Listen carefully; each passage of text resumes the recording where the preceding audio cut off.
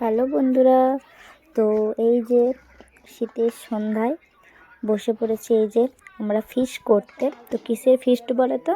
তো আজকে পিঠের ফিস্ট করব। তার জন্য সকলে বলতে আমরা 3টে ফ্যামিলি মোট করছি। তো এই যে পুচকুগুলো এদিকে খেলছে আর আমরা এদিকে পিঠের জোগাড় যন্ত্র সব করছি।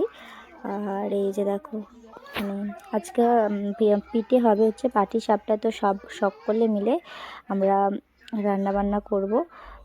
সকলে মিলে এটা প্রথম মানে ফার্স্ট অনুভূতি, 3জনারই ফার্স্ট অনুভূতি। তো আমরা সকলে মিলে পিঠে তৈরি করব পাটিসাপটা। তো আমি বিয়ের আগে একবার করেছিলাম, তো বিয়ের পর করলাম।